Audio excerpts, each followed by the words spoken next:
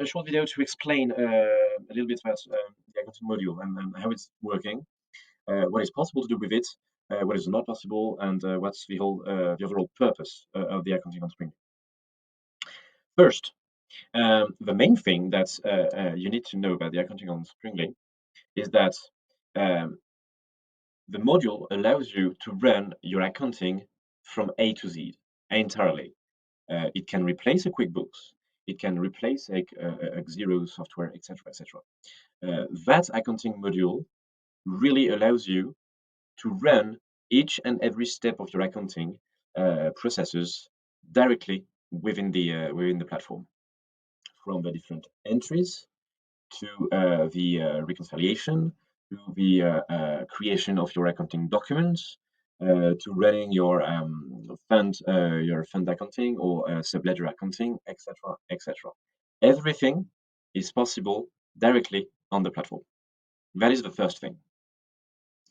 The second thing that is dreadfully important to understand is that all the transactions that are triggered throughout the platform, a membership, a donation, ticket buying, a purchase through the online store. Those four types of events, of operations, will trigger automatically some accounting booking. So those transactions will create automatically all the necessary steps within the accounting system, all the necessary booking on the right account within the accounting system. Let me take you an example. When you register a membership and you register a payment for a membership, automatically that membership, the assessment of that membership is taken into consideration in the within the membership assessment account, within the third-party account, and on the payment side, the right balance between debit and credit is done between the third-party account and the bank account, whatever the bank account you have stored in your accounting system. So that is the second thing that is dreadfully important. It's the automation between the rest of the platform, all the transactions triggered on Springly, and the accounting module. Third element that is dreadfully important to understand on Springly within the accounting system, it enables you to run different type of accounting. Indeed, you can decide to have different expectations when you run your accounting system, when you run your accounting. You can have a very simple cost accounting type of accounting. You can decide to run a what we call fund accounting. So when you in which you will create funds for your different projects or the different areas of your organization, and for which the accounting will be dedicated to each and every fund. You can also decide to run what we call subledger accounting, when you want to follow up the accounting for each and every third party that you have. Well, and so that's the third thing that is really important to understand on Springly. So first thing, it's an A to Z accounting module. Second thing, it is connected to all the transactions that are triggered through Springly. And third thing, it allows you to run different types of accounting: cost accounting, fund accounting, subledger accounting, to name a few. Okay, so that's the first. That's just as an intro. What is available on Springly? Okay, so now let's deep dive into the accounting module and see exactly what's happening when you're running your accounting on Springly. First, let's have a quick overview of all the subtabs, and then we'll actually enter into each and every tab. So first you got a dashboard. The dashboard is just there to present you a few KPIs, a few key performance indicators on your finance and accounting in general. So, for example, gives you an overview of all the checks that you need to deposit to your bank, the amount of payables and receivable that you have, cash-wise, the level and the balance of each and every account that you have. It is split between 4 different types. What you have in your bank, what you have in cash within your petty cash account. So directly at the, for example, at the bureau of the office. What you have on the online account, so within your e-wallet, that can be transferred to your bank account, and the different checks that needs to be remitted. The sum of all those gives you the exact balance at a point in time of the cash amount that you possess within your account, within your the graph here on the left is just the overall evolutions of all those different accounts. So it's just a more visualized and time-wise visual, yes, I mean appearance of what you have on the right side. Bottom of the page, it is just a breakdown between expenses and revenues all through the time, and also focus on the current month, focus on the results of the past 12 months, etc., and the amount in payables and receivable. At the top, you have the number of payables and receivable. At the bottom, you have the cash-wise how much to represent. Well, so it's just like a very simple overview. The main thing being that the evolution of your treasury within your nonprofit. Okay. That being said, let's let's detail the process from A to Z. First, you need to set up your accounting. In order to set up your accounting, right now there's two pages on which you can set up your accounting. The first one is directly within the accounting module within setup here. The setup allows you to initiate your accounting, and notably to personalize the chart of accounts. The chart of accounts is basically all the accounts and all the categories under which you have different accounts that you can personalize to your nonprofit. So if I actually enter that, see my chart of accounts, you will have all the categories, all the accounts that you need that needs to appear when you select, for example, an expenses or a revenue. You need to select the account on which that expense or that revenue will be imputed. And so that's basically the breakdown of all the accounts that you have. On the left side, you've got the a short category type of short category. You can filter between the different categories, the account types, so revenues, expenditures, treasury, other accounts, etc., etc. You can also refine category here. So for example, the expenses type of revenue. There you have salaries and wages, property insurance, depreciation and amortization, contract services, etc., etc. Two things that are actually important when you have expenses and revenues. So sorry, when you for all the accounts that you have, some of them are actually set up by default by the platform. Some of them are actually customized. The one that are actually created by default, you cannot change them. So for example, depreciation and amortization, that is created by default, and it is not possible for you to change it. It is due to the fact that in order for the accounting system to run on its own and to create the different automation that we have created, it requires those accounts to be created upfront. And so we have created those accounts upfront. So let me take another example that's going to be very easy to understand within the revenues. For example, there is, for example, donation and direct public support. There must be also membership assessment. Very good. So since I told you in introduction that the accounting in itself is completely automated, with the rest of the platform. So when you create a transaction, a membership, for example, that transaction is imputed directly within the accounting system. And so that explains why we had to create by default those accounts, and you cannot change them. The rest of the accounts, so for example, government grant, you can change it. And you can give, for example, a very custom name, such as this one. Voilà. And so for the one that are actually customized, you can actually suppress them if you want. For example, let's delete this one. That will be deleted, etc., etc. Let's remove that one. Very good. And then it will actually. So you can play around with it a little bit. Well, so that's the first thing, part of accounts. Second thing is that actually the bank. It is where you will enter the different bank accounts that you have. Quite important, notably because you will have the possibility to synchronize your bank accounts and your with your accounting system on Springly in order to make the reconciliation.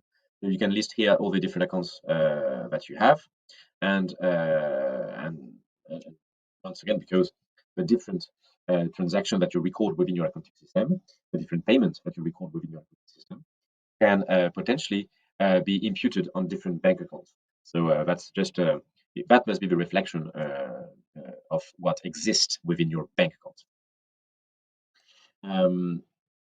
Other side of setup that is actually very important, petty cash. Once again, if you have petty cash that you manage directly at your nonprofit, you can list there the different petty cash accounts. Usually there's only one, but you can potentially create a petty cash account by bank accounts potentially, but that's completely for you to see whether it's necessary to break down into different petty cash accounts or not. If it's a one simple global petty cash account within managed directly with your you to decide. Third party, that is very important. That is if you decide to run a subledger accounting.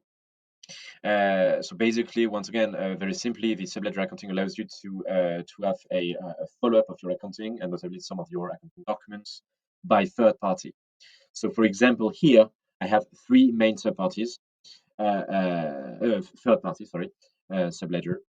two suppliers, and one client. And that allows me to affiliate some of my revenues and some of my expenses to those third party, which allow me then to have an overview, a dedicated overviews with some of my documents on a very specific third party, and to say, okay, if I want to have a detail, for example, at Costco, what's happening exactly with the annual activity that I have with that supplier, all the expenses that I make here, I can have a drill down of that supplier throughout directly the different accounting documents.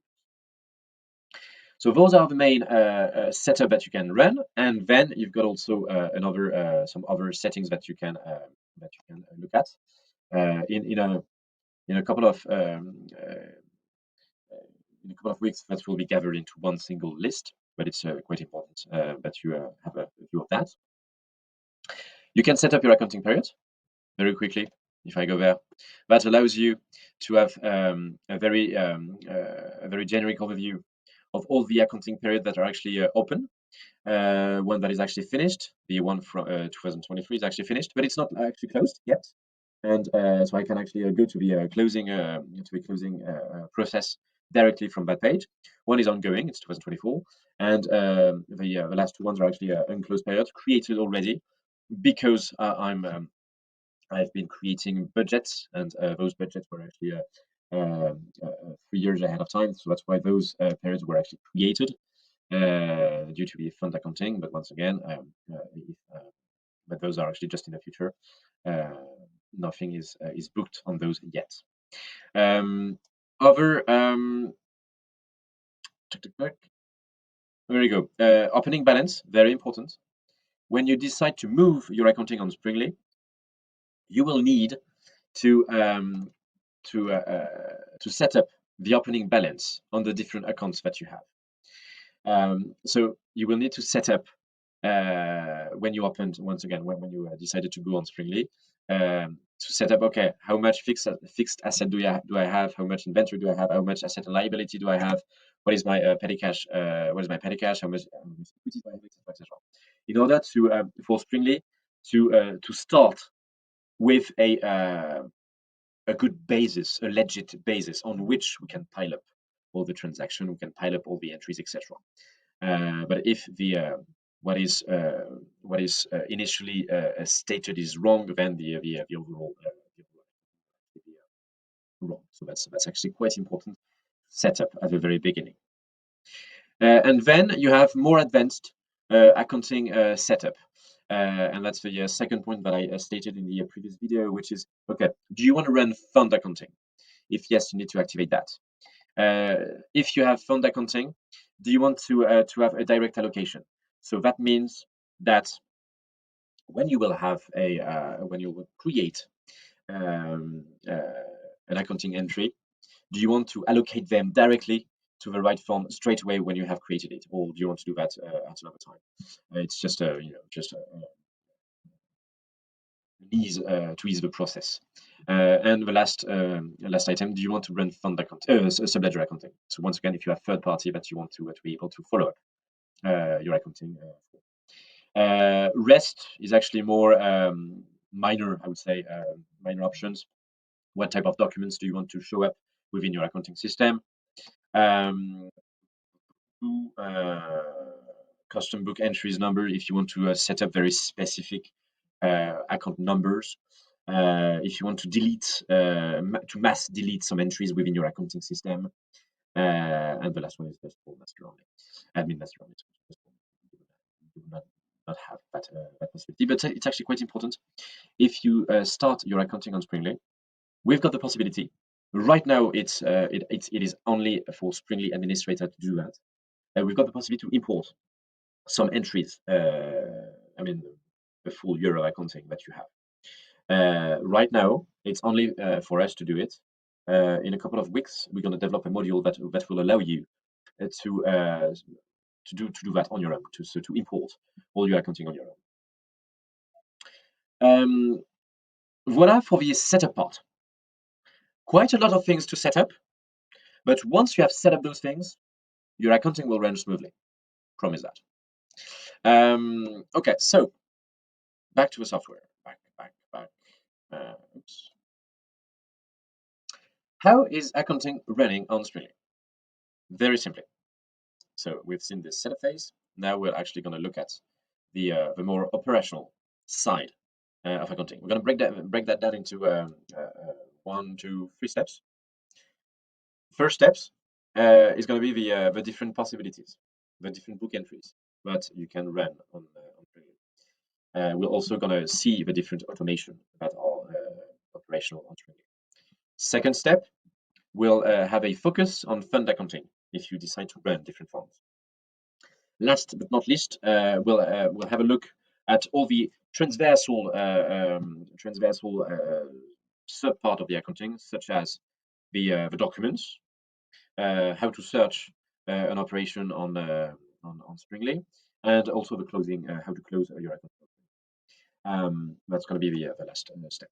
Okay. So first step, different book entries. How to book an entry once your accounting is set up. Once again, how to book an entry? It's plain and simple. You go in book entry, and then you got to break down between the different book entries that you can run on Springly. We have processed very simple and user-friendly way of processing expenses, revenues, cash deposit or withdrawals, internal transfer between two different bank accounts that you might have, deposit slip if you receive checks, in order to process those checks internally within your accounting system, and also to issue the deposit slip, etc. So those are the 6, and manage also payables and receivable if you have received some in the past. So those are the main entries that you can run on Springly. And let's take an example of a revenue, for example. The way to set up the revenue is plain and simple. I mean, you just need to follow the steps. They're fairly easy. Date of operation. Let's assume that we're going to book a grant that we have received from the government, for example. So 1st of February, grants from I don't know, from there we go. I have set up invoices as being mandatory. So let's actually select a random file. Let's do that. Just a completely random file. It can be a PDF, it can be an image. The account on which we're going to impute that grant. So that grant can be government grant, for example. Amount, let's assume, I don't know, 2,500. Is it a direct payment or subsequent payment? Let's assume it was direct. And payment method, it was I think. And bank account. Since I have two bank accounts, I got a checking account and a main bank bank account. It's going to be directly through the main bank account. Do I want to link that to a third party? If indeed I run subledger accounting, yes or no? Well, I do have a third. I do run a subledger, but I did not have a. I did not have the government as being listed within my third party, so I'm not going to check that, but I could. And let's save, and voila. And so that operation is now booked. There you go. You got it here. If I click here, I can allocate it. Remember, we had the direct allocation clicked. So that allows me to allocate directly that entry to the right fund. So let's actually allocate that to, let's assume, project Gamma, for example, and 100%. It's going to be all dedicated to that. I could split. We'll see that later, but I could split the allocation, and voila. So that operation is completely taken into consideration within the system with the right balance between debit and credit with the right accounts, etc., etc., both on the assessment side and the payment side. And so, indeed, if you actually let's actually search very quickly for that operation. Let's search directly through the revenue grants. That was this one. Let's search everything.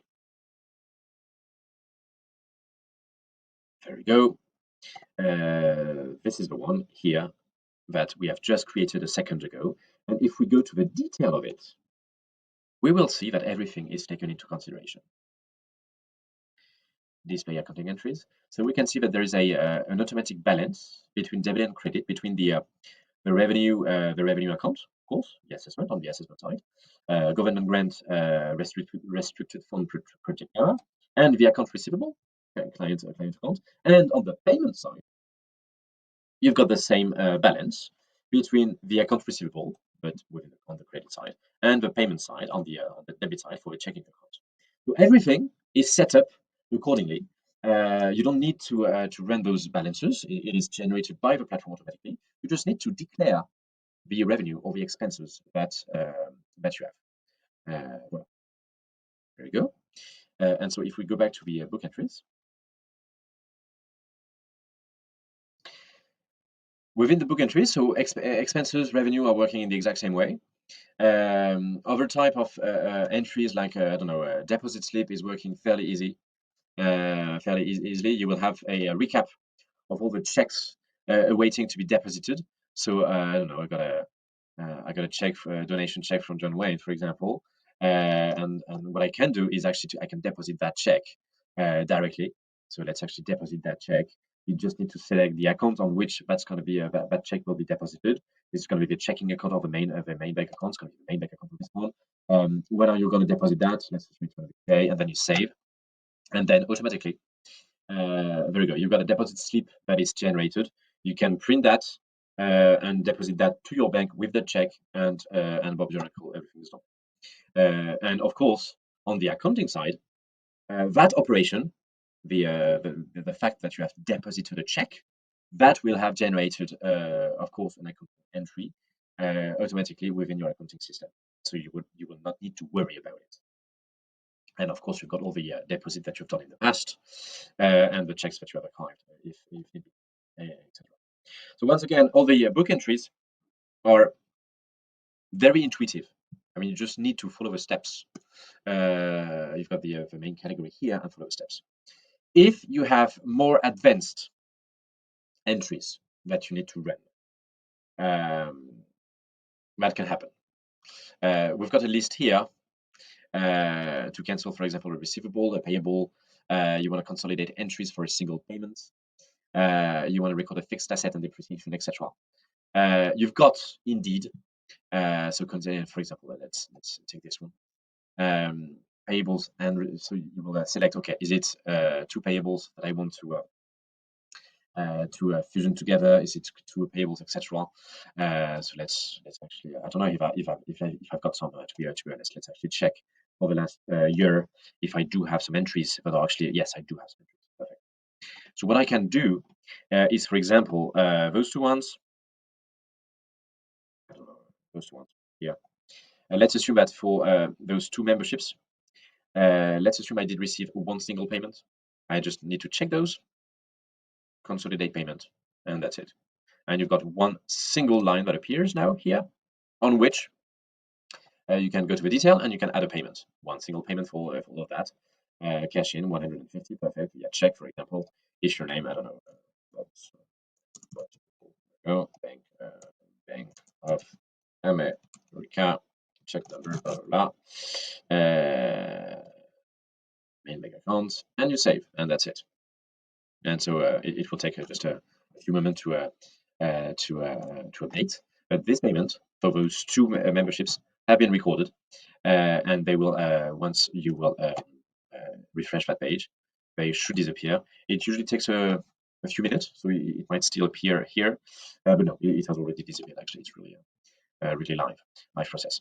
So there you go. So you don't have this payable, receivable. Sorry, it's receivable. Let's just be it. There you go. So once again, even the more advanced book entries are actually quite intuitive. And if you want, and that's the last step, if you want to literally enter a very specific and very manual and very customized book entries between two different accounts, you can do so. And that's the button on which I clicked. Sorry, I should have marked it down. That's here.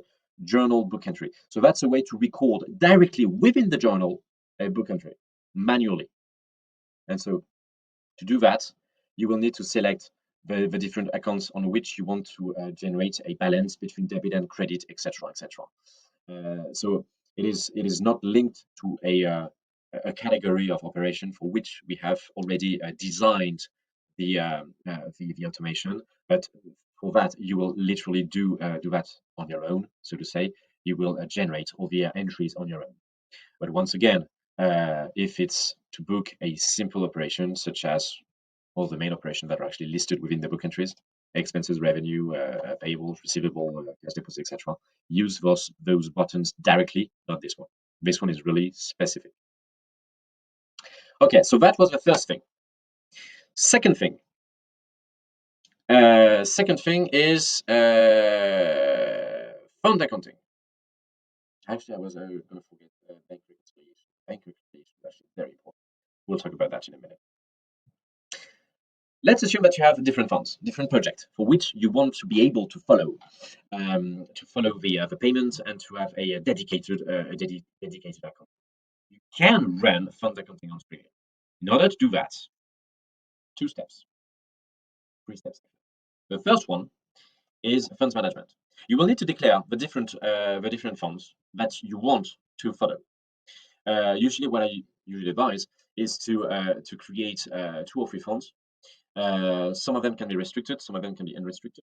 But usually I have a general fund, restricted fund, and unrestricted fund. And within those restricted funds, for example, I create the different programs on which I need to have a budget item dedicated for.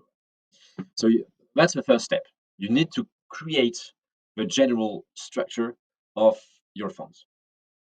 Second step, you can allocate a budget for some of the funds that you have created.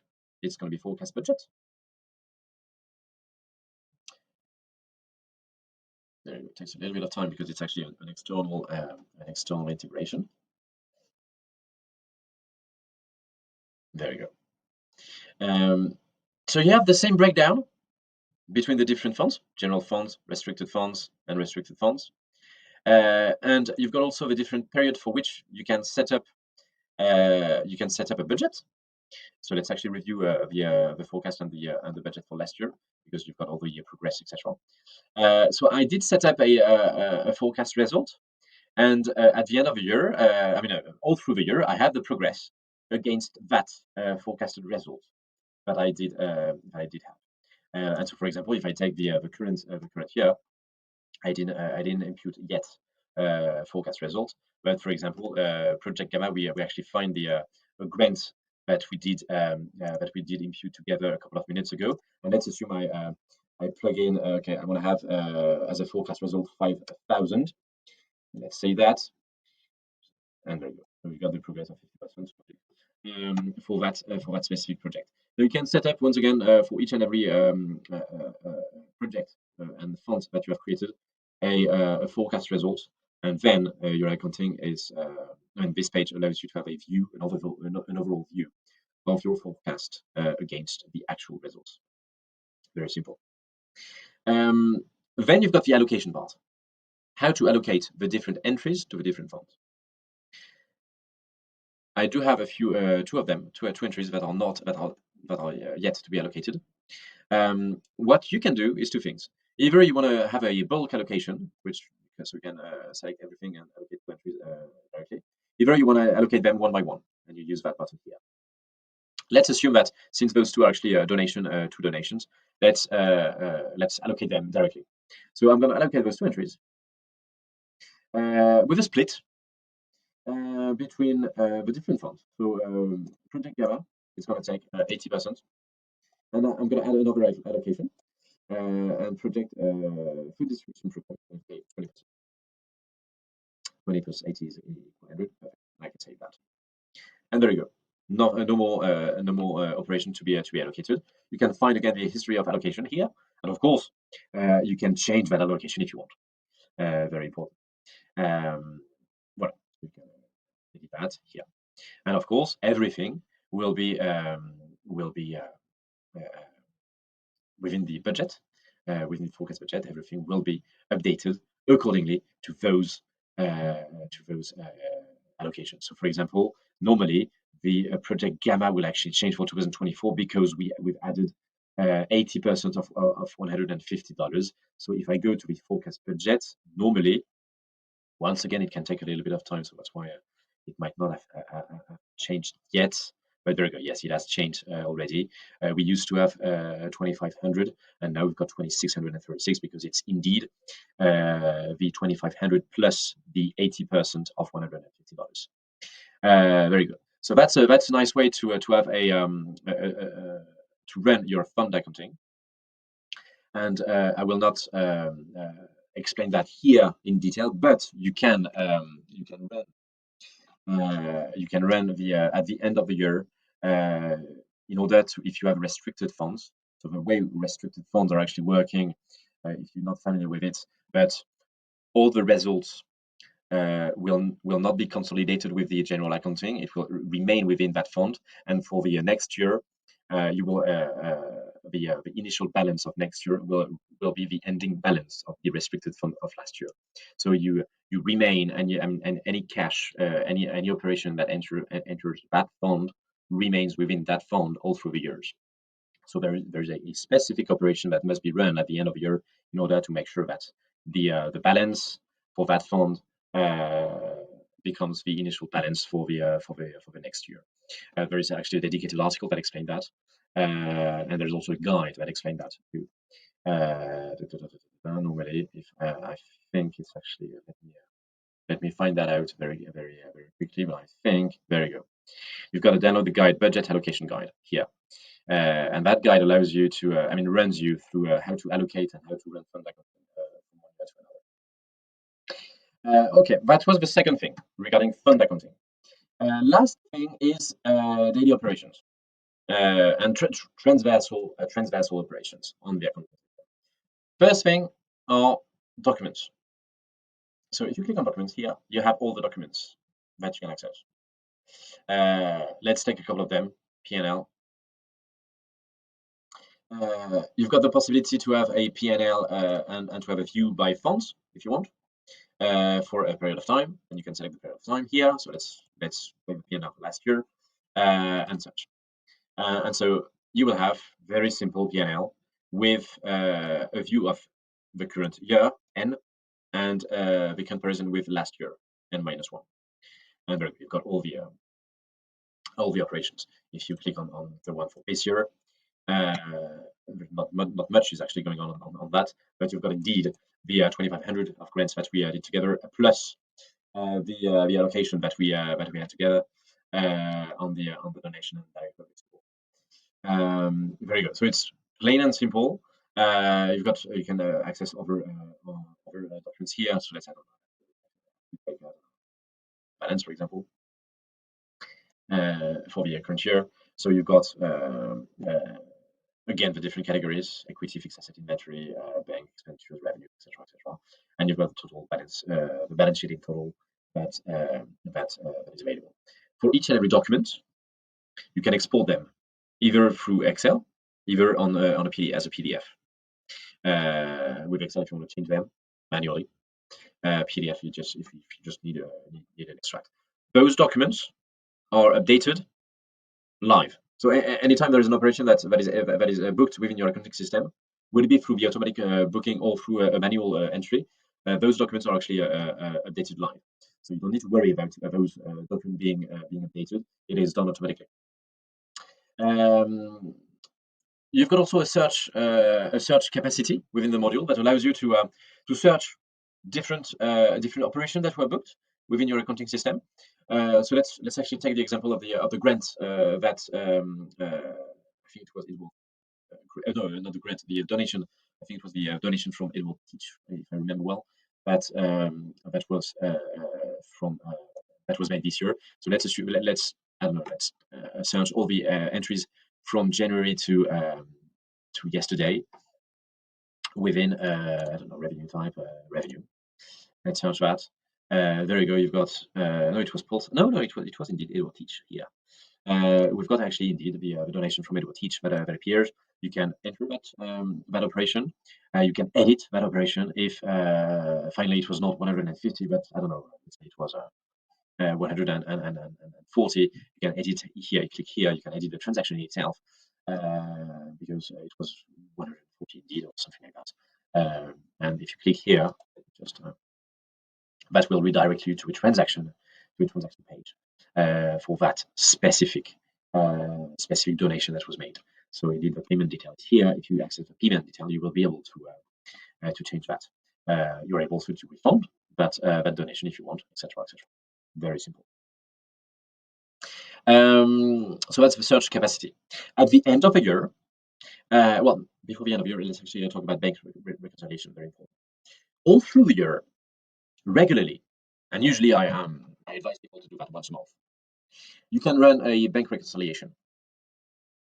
How to run a bank reconciliation? On Springly, you've got three ways to run that. The easiest way and the most accurate one is through a direct import from your bank. So indeed, you've got the ability, if you click on import from your bank, the ability to run a little integration that is called PLED, that allows you to retrieve all the operations that you have received, all the operations that appears within your bank account, and import them into Springly. That way, through a very simple comparison, you will have a dedicated screen on which you will have on the left side your bank operations, the operation that appears on your bank account. On the right side, the operation that appears within your accounting system. And through a very simple click and match, you will be able to say, okay, that operation on my bank account corresponds to those two accounting operations that I have within my accounting system. And when you click on reconcile, those two will be reconciled. That way, you can be sure that at the end of a year, what you have within your bank account is the exact reflection of what you have within your accounting system, which is dreadfully important to make a perfect closing. In order to close your accounts, you need to make sure that the balance that you have within your accounting system equals the balance that you have within your bank account, taking into consideration payables, receivables, etc., etc., checks. So indeed, once again, I strongly advise you to click on PLED on automatic, and that will open. That will allow you to synchronize using PLED. There you go. So I'm just going to show you. I don't have any account because this is a demo platform, so I don't have any bank account. But just to show you around how it's actually working. So my food bank, which is my nonprofit, uses PLED to connect your account. You continue. And then you need to enter a phone number, etc. And then it will ask you to enter the bank information of your bank account. That way, it will connect your bank account, and then once once you want to retrieve information from your bank, it will just use that connection, which is an API, very simple API. Use that connection in order to retrieve all the information from your bank account. Very simple. Let's actually go back to the. Oops. Yeah. So once you have connected both accounts within the bank reconciliation tab, you will be able to create a statement. So let's actually create a statement for 2024. Up, create a statement from the first. So this is the period for which you want to reconcile your accounts. So for the month of January, balance at the end of date of statement. So let's assume it was $1,000, and then you can create the statement. So if you create a statement, and if you have used PLED, when you click on reconcile, basically you will have instead of that interface that we have here, you will have two sides. On the left side, all the bank's operation will appear, will be retrieved automatically and will appear. On the right side, all those operations, which are actually all accounting operations. So we can find the different grants that I received in January, funds that I received, etc., etc. And you will be able to reconcile both your bank accounts with your accounting system. There you go. Very important. Last but not least, how to close your account on Springly. Very simple. We support you every step of the way doing that. So if you go into closing here, you have the ability to close your fiscal year, your previous fiscal year. So right now, I'm able to close the 2023 fiscal year. So if I actually let's actually go for that, and then I'm taken by the platform to check each and everything that needs to be done. So first, I need to verify my bank reconciliation. So that's why, once again, I told you it's very, very important to make your bank reconciliation. So once it's done, you can click that done. Petty cash, you need to check your theoretical amount corresponds to the reality of your funds, etc., etc. And right now, with the different operation that I made, apparently there is a negative petty cash, which is not possible. So I need to check that, so I can actually check the movements that I did with my petty cash account, what happened exactly. So within the general ledger, I can go in the petty cash account and check precisely what are all the movements for that account. So for example, here petty cash account for yes, until that date and until 2023, for example. Go up. So very good. So I have the different movements for that account, and indeed, as credits, I've got sorry, the balance is actually 732. So I just need to check. Okay, is it actually has this been done correctly? Yes or no, etc., etc. So indeed, it's a negative 732. It might actually be because, for example, I don't know, the desk furniture payment here that we have was not made through the petty cash. Maybe it was made through the credit card account. So I can change that. Display the accounting entries.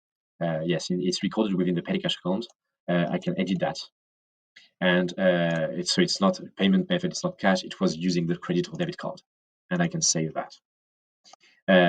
Please check the different bank accounts, for example. Cash out, okay, that's good. There we go. That is saved, and so this new payment has been corrected. If I update that page, and I go back to the petty cash, where is it? Bank account, petty cash. There we go. 2023. Up.